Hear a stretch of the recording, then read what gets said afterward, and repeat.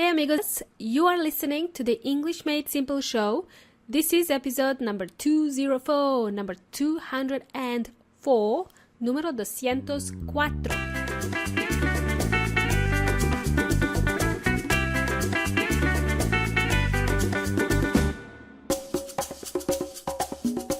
Welcome to the English Made Simple show. This is Milena from EnglishMadeSimple.net, EnglishMadeSimple.net.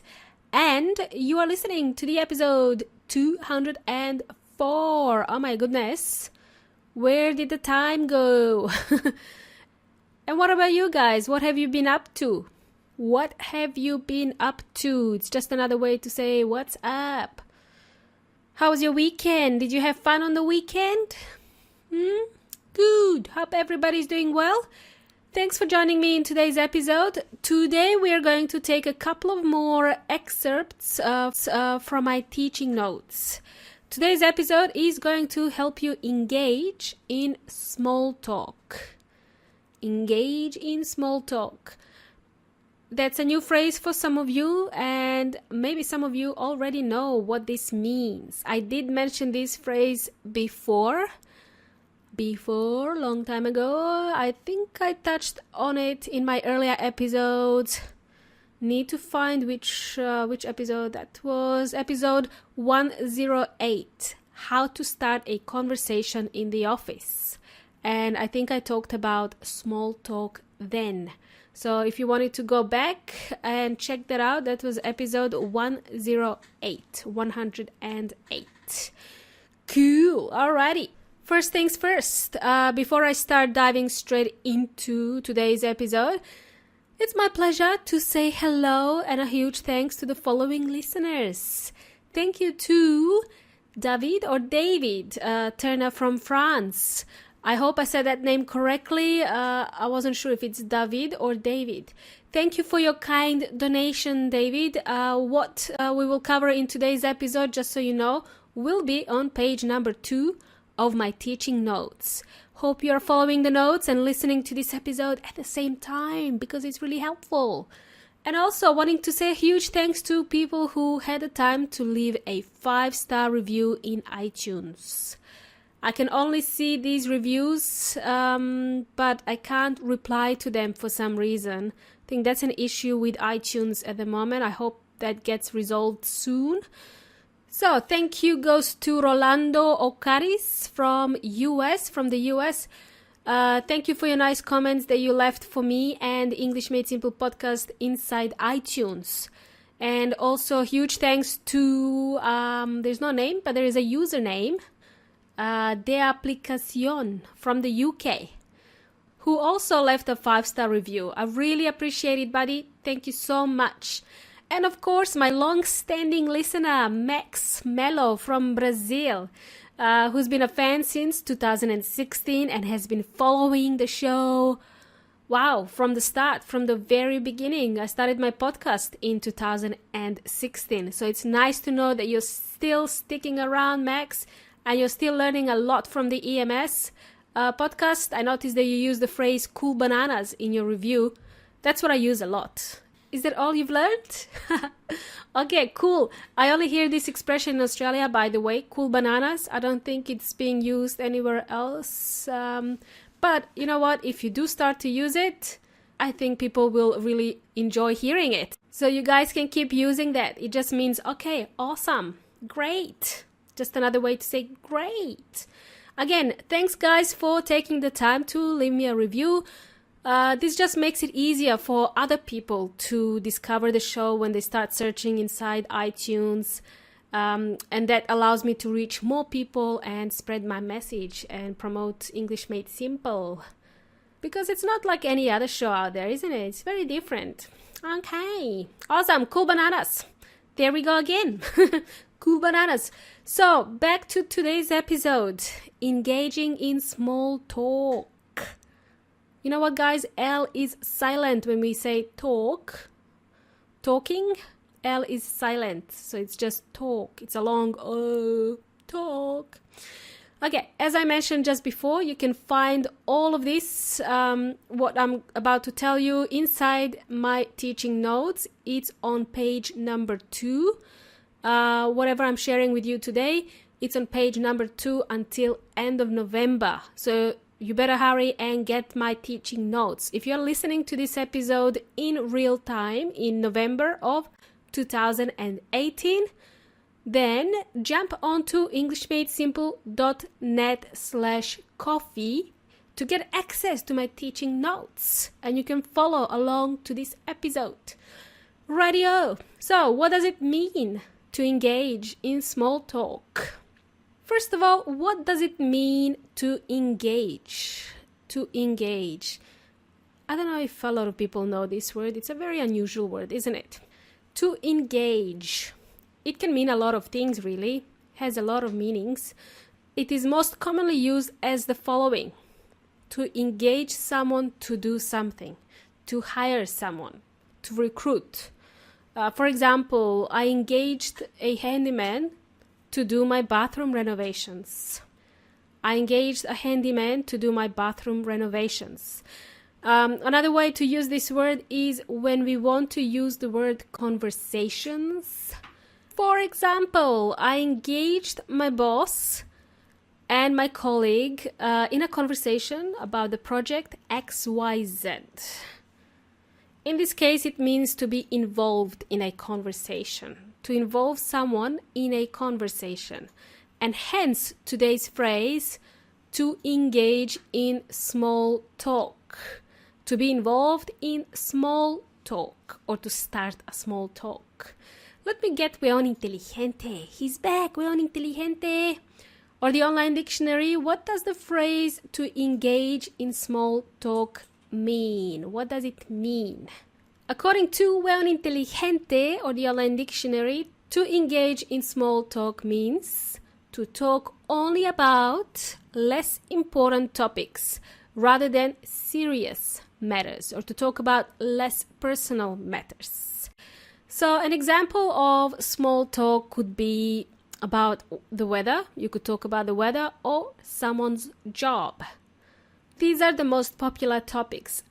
And some other topics to include in your small talk whenever you engage a stranger in a small talk are work, entertainment, food, travel, and life, maybe personal or very general things about life you can talk about. Okay, here's something you didn't know about me, or maybe you did. I love to engage in small talk. I love to engage in small talk. Whereas my husband doesn't care. He's the opposite of me. He doesn't really talk much. That's why we get along so well. I talk, he doesn't. It's great. That's why he calls me a budgie. Budgie is a little parrot who is very vocal here in Australia. It's always, you can see it everywhere in the trees, and you can hear it all the time. It's called a budgie. It's a small little green parrot. It's actually very small, so maybe it's a bird. I don't know. It's type of a parrot or a canary. I think it's a canary if it's not a big parrot. Anyway, it's a small green little thing. It's called a budgie, and it's always vocal. That's why that's my nickname now, Budgie. That's what he calls me, my husband. Anyhow, right. So I always seem to engage in small talk with, strangers like cashiers when I go to the supermarket, when I go shopping. I talk to my neighbors inside elevators. I even talk to my neighbor who doesn't speak English, but somehow we understand each other. Okay? I am one of those people who will talk to you in an elevator even if I don't know you. So I talk to strangers. I have no shame. You could say I have no shame. Anyway, you don't have to engage in small talk with strangers. You can do it with people you see on a daily basis, like your colleagues, your workmates, for example, when you're having lunch or when you're in the kitchen in the office. Back in the day, I was known as a blabbermouth in the kitchen. I always strike up a conversation in the kitchen. So how would you start a conversation with someone in the office? Not sure if you guys already do this. Talk to strangers in the office, okay? Oh, well, not strangers, but people you don't talk to often. So I'm going to give you real life examples, the ones I tend to use when I engage in small talk.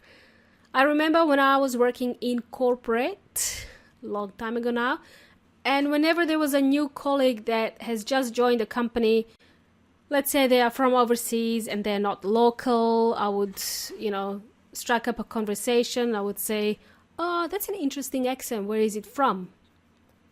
Or if they introduce themselves to me, I would say, "Oh, that's an interesting name. How do you spell it?" I try to pronounce the name, obviously, and if I can't pronounce it, I say, "Oh, how do you spell it?" I used this one on a colleague I met she's from South Africa, and she turned out to be a really cool chick and an interesting girl, and we remained friends even until today. We still keep in touch even though we don't work together anymore, okay? So anything's possible. And if it's a local person I'm talking to, someone who is local, not from overseas, and they've just joined the company, and I see them in the kitchen, I would say, "Oh yeah, hi, nice to meet you. Are you settling in okay? How's your first day at work? Where did you work before? Or how long have you worked here?" If I don't know if they've just started. You see how I'm engaging in small talk? Just showing a genuine interest. Just have a curious mind. What can I say? I'm full of questions. So small talk is good for something. It's good for networking, building relationships with people you work with. It helps you leave a good impression, so the people you connect with can recommend you for different roles inside the company. I changed jobs inside the company I worked for before just because I was having small talks with people in the kitchen. I didn't know who the people were exactly, but they turned out to be like bosses of another department. So you see, good things come from small talk whenever you engage in small talk. Now, if you're out of topics, you don't know what to talk about, or if you feel a bit awkward, one of the easiest and boring topics you could use to help you engage in small talk is to talk about weather and the weekend. Always the weather and the weekend. That's the safest thing you can talk about when you meet somebody. For example, let's imagine the person you're talking to is from another country. You can say, "Oh, what is the weather like in your country?" This is how we ask about the weather. We say, "What is the weather like in your country?" Okay? Maybe you've heard this one before, maybe not.